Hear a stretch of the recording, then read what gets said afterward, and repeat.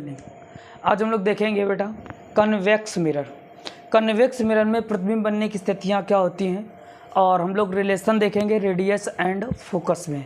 Radius and curvature और focus में क्या होता है रिलेशन, चलो देखते हैं। तो बेटा एक एक पॉइंट को समझते हुए चलेंगे यहाँ से। और तुम लोगों ने अगर पीछे वाले वीडियो नहीं देखे तो जा कर के देखो, जा कर के, क्योंकि वहाँ एक एक पॉइंट पढ़ाया जा रहा है बेटा।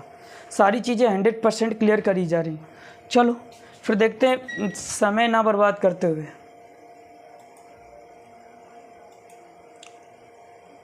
तो बेटा कनकेव मिरर देखते हैं। कन्वेक्स मिरर करा formation of image by convex mirror.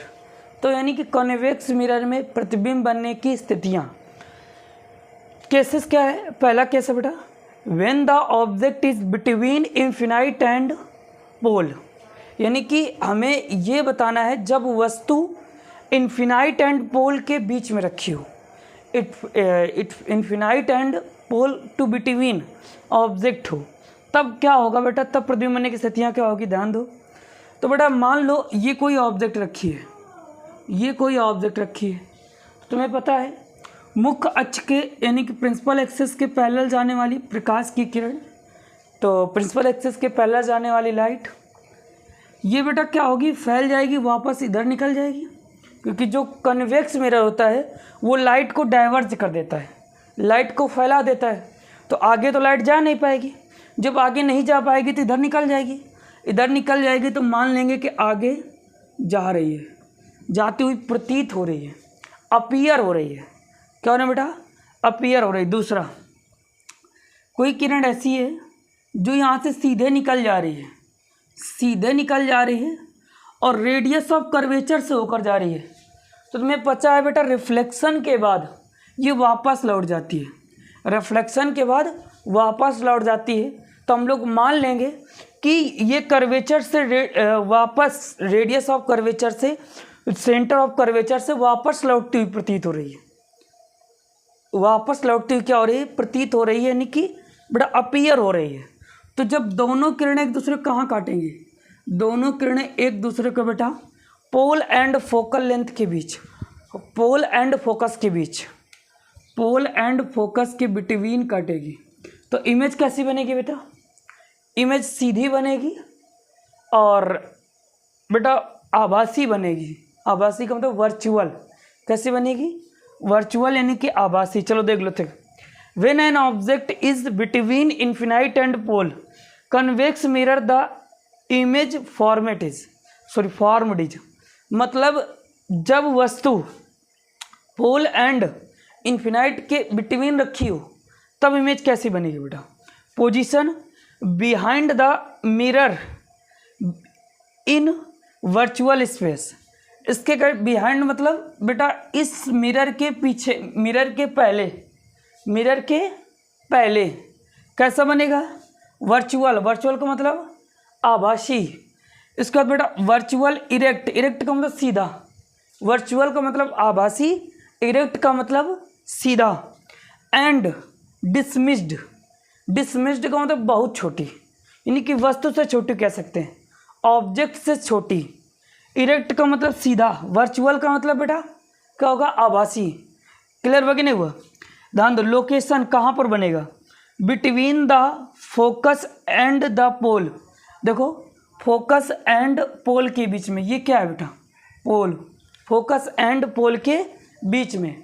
इसलिए कन्वेक्स लेंस का जो उपयोग है बेटा, कन्वेक्स लेंस का जो एप्लीकेशन है वो कहाँ प्रयोग करते हैं हम लोग, यूज कहाँ करते हैं? किसी को पता है बेटा? कभी भी बाइक चलाए हो तो बाइक के जस्ट बगल में एक मिरर लगा होता है। उस मिरर से हम लोग पीछे की जितनी आ रही गाड़ियाँ होती हैं उनको देखते हैं। तो उस पर हमेशा कौन सा मिरर लगाते हैं? Convex mirror. या फिर जो बसें होती हैं तो उन बसों में बेटा ड्राइवर के बगल में, ड्राइवर के बगल में एक क्या लगा होता है बेटा? ड्राइवर के बगल में एक मिरर लगा होता है। वो कौन सा मिरर होता है? कन्वेक्स मिरर होता है। कौन सा मिरर होता है बेटा? कन्वेक्स मिरर होता है। क्यों? क्योंकि यहाँ पर इमेज हमेशा ऑब्जेक्ट से छोटी, ऑब्जेक्ट से डिसमिस बनती है, मतलब ऑब्जेक्ट से छोटी बनती है और वर्चुअल बनती है यानी कि आभासी, और इरेक्ट मतलब सीधी बनती है। ज़रूरी ये है कि हमेशा प्रतिबिंब सीधा बनना चाहिए। अगर उल्टा बनेगा तो हमें वो बेटा ट्रक अगर पीछे से आ रहा है तो ट्रक के पहिया ऊपर दिखेंगे, ड्राइवर नीचे दिखेगा, ऐसा तो गलत हो जाएगा ना। इस वजह से हमेशा किसका उपयोग करते हैं, हमेशा कन्वेक्स मिरर का यूज करते हैं ड्राइवर के साइड वाले मिरर में। ड्राइवर के साइड वाले मिरर में किसका यूज करते हैं बेटा, कन्वेक्स मिरर का। क्लियर हुआ कि नहीं हुआ? तो ये याद रखना, इसको समझ लेना ध्यान से। अगली कंडीशन देखते हैं। अगली कंडीशन क्या होती है? इसमें बेटा 2 ही कंडीशन होती हैं, इसमें केवल 2 ही कंडीशन होती हैं, समझ है? तो उसको भी देख लेते हैं। अगली कंडीशन क्या है, चलो ये है बेटा अगली कंडीशन।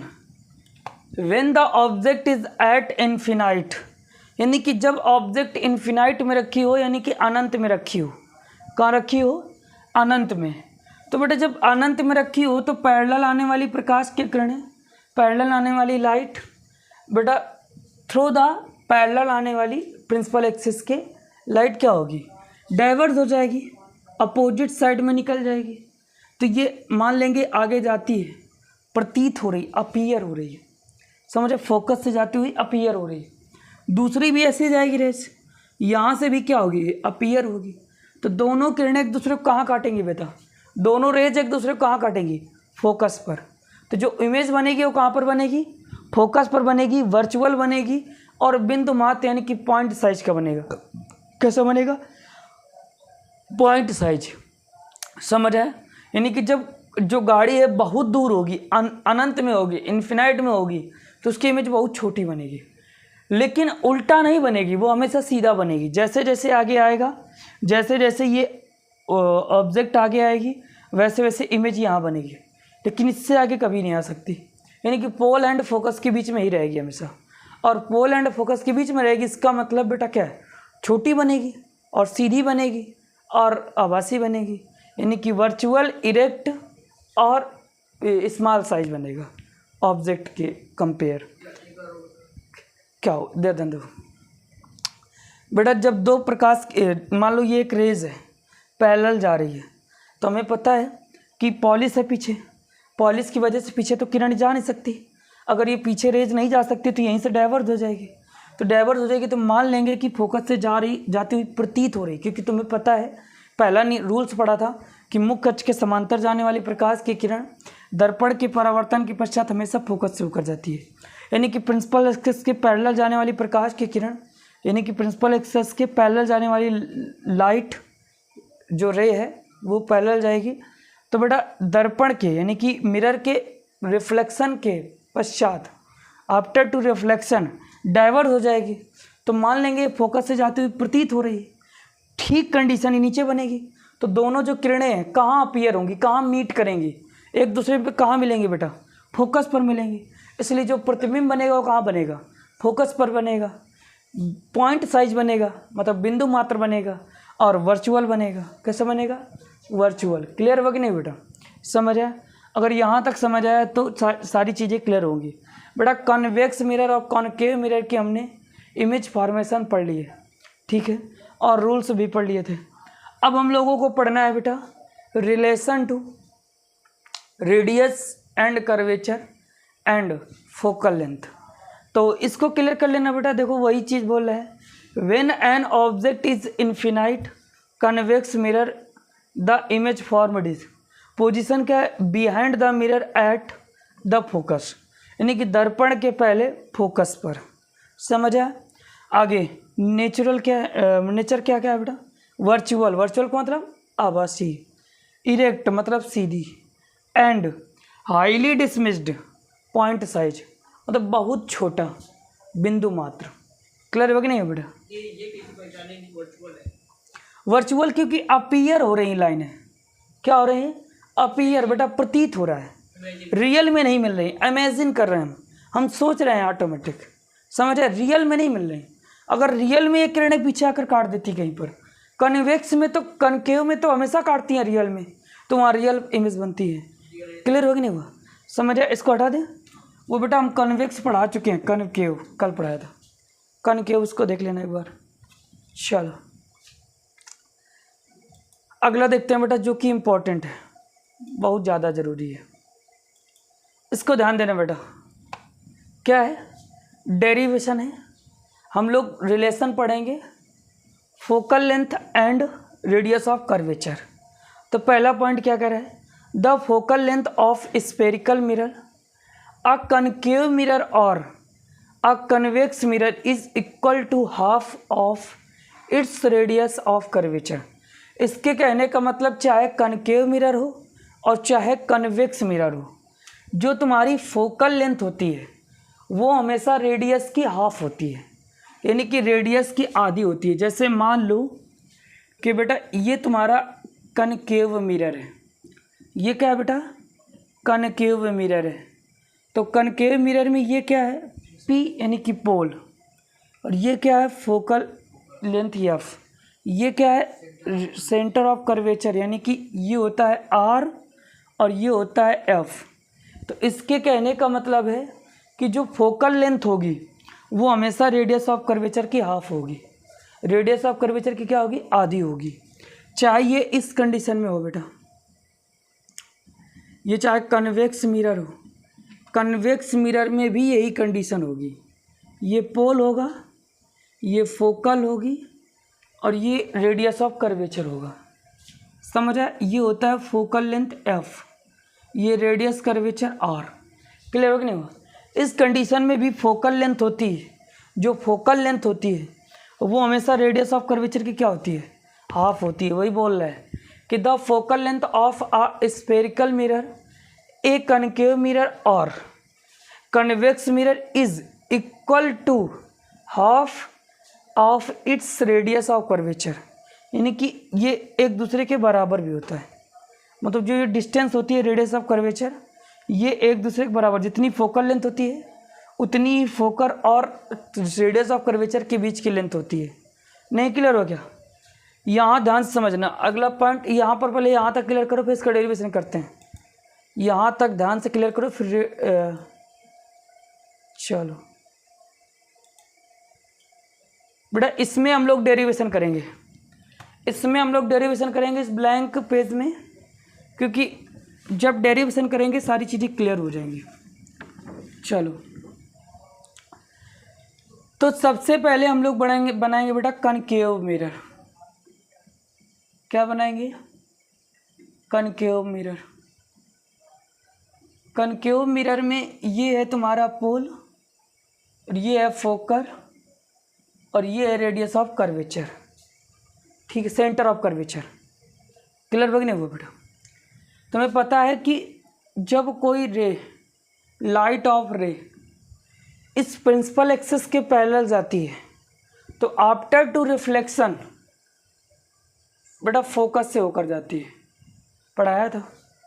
जब कोई ray of light principal axis के पैरेलल जाती है तो बेटा मिरर के रिफ्लेक्शन ऑफ लाइट, यानी कि after to reflection of light जो होगी वो फोकल लेंथ से होकर जाएगी। क्लियर होगा कि नहीं होगा। तो जो तुम्हारी बेटा इसके बीच में ये जो तुम्हारा सेंटर ऑफ कर्वेचर है, सेंटर ऑफ कर्वेचर से अगर हम कोई लाइन खींच दें, इमेजिनरी लाइन, तो इस पॉइंट पर लंब होगा। क्या होगा, लंब होगा। क्यों, जैसे मान लो ये तुम्हारा सर्कल है, तो अगर ये सर्कल है तो बेटा इसके केंद्र से, केंद्र का मतलब सेंटर पॉइंट से अगर कोई हम रेडियस खींचे तो ये रेडियस हमेशा पेरीमीटर पर क्या होता है बेटा, परपेंडिकुलर होता है, लंबवत होता है। कहीं भी खींच दो, यहाँ पर भी खींच दोगे तब भी परपेंडिकुलर होगा, यहाँ पर खींच दोगे तो भी परपेंडिकुलर होगा, यहाँ पर खींचोगे तो भी क्या होगा बेटा, परपेंडिकुलर होगा, यहाँ पर खींचोगे तो भी क्या होगा, परपेंडिकुलर होगा। किसी भी पॉइंट पर खींचोगे हमेशा क्या होगा, परपेंडिकुलर।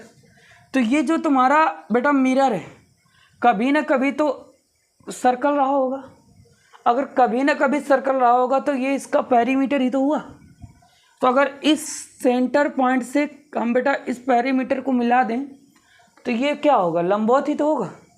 और लंबवत का मतलब यानी परपेंडिकुलर का मतलब क्या होता है, अभिलंब यानी कि नॉर्मल। क्या होता है, नॉर्मल। तो जब कोई रे यहाँ पड़ती है तो बेटा वो अपोजिट साइड निकल जाती है, ये होता है आई, ये क्या होता है आर। तो वैसे ही यहाँ पर भी क्या होगा, ये होगा आई और ये क्या होगा आर। क्लियर होगी ना। ध्यान दो बेटा, ये जो तुम्हारी देखो, ये जो तुम्हारी लाइन है ये बेटा इंसिडेंस रे है और ये तुम्हारी रिफ्लेक्टेड रे। तो इंसिडेंस रे और प्रिंसिपल एक्सिस एक दूसरे के क्या हैं, पैरेलल। अगर ये एक दूसरे के पैरेलल हैं तो ये बेटा त्रियक रेखा बनेगा, नॉर्मल। क्या बनेगा, त्रियक लाइन बनेगी। त्रियक लाइन का मतलब होता है नॉर्मल। तो ये बेटा एकांतर कोण बनेंगे तो ये भी आई बनेगा। नहीं बन जाएगा क्या। जैसे मान लो दो लाइन एक दूसरे के पैरेलल हैं और ये हमने त्रियक लाइन खींची है, तो जो ये एक्स होता है ये वाई के बराबर नहीं होता क्या, x is equal to y. Clear हुआ कि नहीं हुआ। ठीक वैसे ही i is equal to i, ये एंगल इसके बराबर हो जाएगा। अब बेटा जैसे मान लो ये त्रिभुज है तुम्हारा, ये त्रिभुज है और ये कोण ज्ञात करना है। तो त्रिभुज की एक प्रॉपर्टी होती है, बहिष्कोण का मतलब होता है एक्सटर्नल एंगल।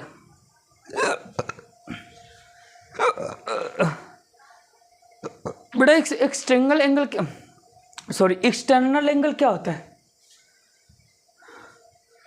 दो अपोजिट एंगलों का सम। जैसे मान लो ये x है और ये y है, तो theta is equal to x plus y होगा।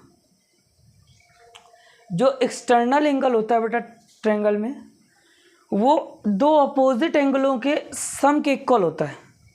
सम के क्या होता है, इक्वल होता है। तो यानी कि अगर ये एंगल हम निकालेंगे, देखो ये वाला त्रिभुज बन रहा है कि नहीं बन रहा, ये त्रिभुज, तो इसको हम मान लेते हैं कि ये A है, ये B है और ये CF। तो बेटा त्रिभुज ये ABC से, ये वाला देखो FBC से, तो ये वाला जो कोण बन रहा है ये बहिष्कोण नहीं बन रहा क्या, मतलब एक्सटर्नल एंगल। तो बेटा ये I प्लस R होगा कि नहीं होगा, नहीं हो जाएगा। जैसे ये theta is equal to x plus y हो गया। क्लियर हो गया नहीं हुआ, समझ आया। अब बेटा सबसे पहले एंगल लेंगे इन ट्रायंगल CBA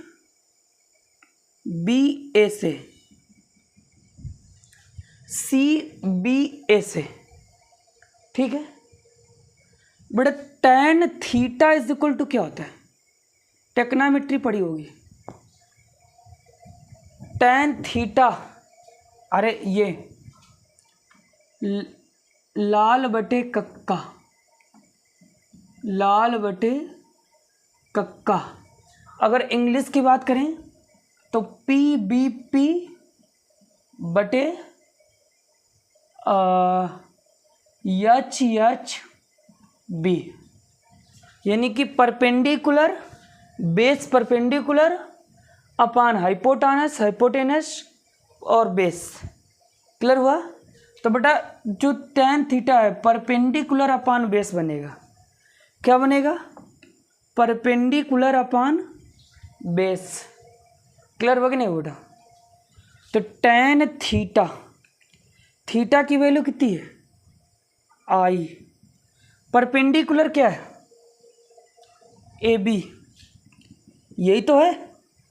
परपेंडिकुलर का मतलब लंब, और आधार बेस कितना है बेटा AC। क्लियर हुआ। ये हमने समीकरण फर्स्ट मान लिया, इक्वेशन फर्स्ट, ठीक है। दूसरा बेटा लिखेंगे इन ट्रायंगल, ये वाला FBA से। तो बेटा FBA से जब लेंगे तो tan कोण I, tan theta is equal to क्या बनेगा, वही परपेंडिकुलर अपान बेस। तो बेटा अब थीटा की जगह क्या है बताओ, आई प्लस आर, नहीं है क्या अर्पित? वो मार्कर ले आओ हमारे वाले से, बैग से, नहीं है क्या बेटा? 1 मिनट रुको, हम मार्कर लेके आते हैं, 1 मिनट दो, 1 मिनट वेट करो।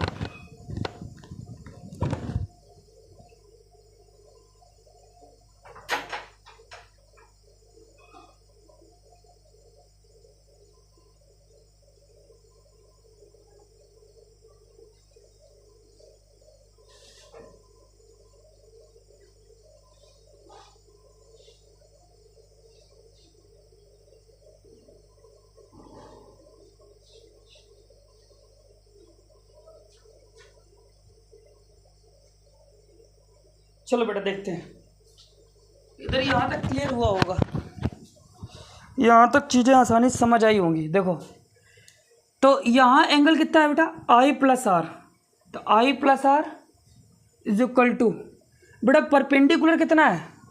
वही ए बी, और बेस कितना है? ए एफ। क्लियर हो गया नहीं वो? समझ आया? जो ए होता है वो पी के बहुत नज़दीक होता है, यानी कि बहुत ज़्यादा क्लोज होता है। क्लोज की वजह से जहाँ पर ए रखते हैं वहाँ पी लिख सकते हैं, कोई प्रॉब्लम नहीं है। ये बेटा यदि कोण बहुत नगण्य हो, नगण्य का मतलब बहुत छोटा हो, स्मॉल हो, हाईली डिसमिस्ड हो, तो क्या होगा? I is equal to A B upon A C, होगा कि नहीं होगा? नहीं समझ आया? तो बेटा जब कोण बहुत नगण्य होता है, बहुत ज़्यादा छोटा होता है, यानी कि हाईली डिसमिस्ड होता है, यानी कि हाईली छोटा होता है, हाईली स्मॉल होता है, तो ये अनुपात हट जाता है। तो आई बराबर A B upon B C, यहाँ पर भी हट जाएगा। तो बेटा आई प्लस आर बराबर A B upon A F.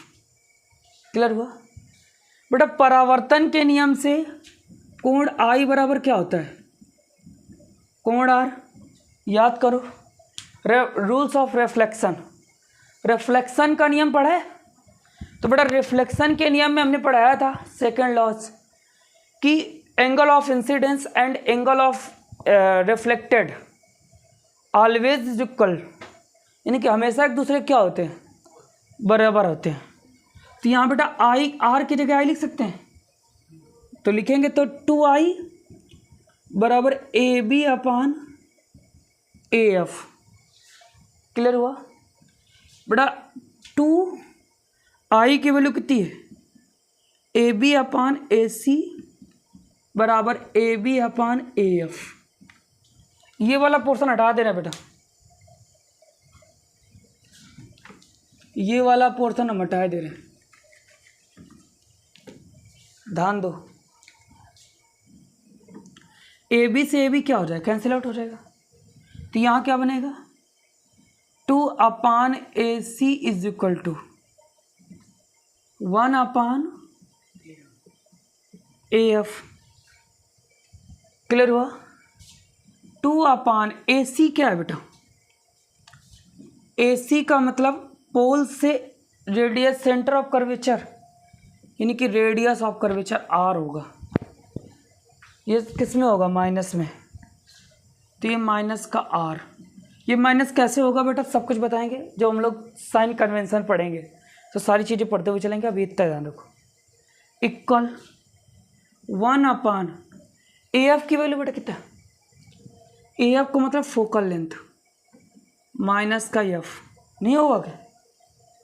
तो माइनस का एफ, माइनस से माइनस कट जाएगा, तो बेटा एफ बराबर कितना आ जाएगा? R/2। और हमें यही तो प्रूव करना था, नहीं समझ आया? यही तो बेटा हमें प्रूव करना था। चीज़ें क्लियर हुई कि नहीं क्लियर हुई? उम्मीद है कि बेटा समझ आया होगा। एक बार फिर से क्लियर कर रहे हैं कि जब कोई light of ray principal axis के पैरेलल होके जाती है, आफ्टर टू रिफ्लेक्शन बेटा फोकस से होकर जाती है रिफ्लेक्शन के बाद, और जब हम रेडियस ऑफ कर्वेचर से कोई इमेजिनरी रेखा खींचेंगे, पैरामीटर से मिलाएंगे, तो बेटा ये नॉर्मल का रूप बन जाएगी, नॉर्मल बन जाएगी।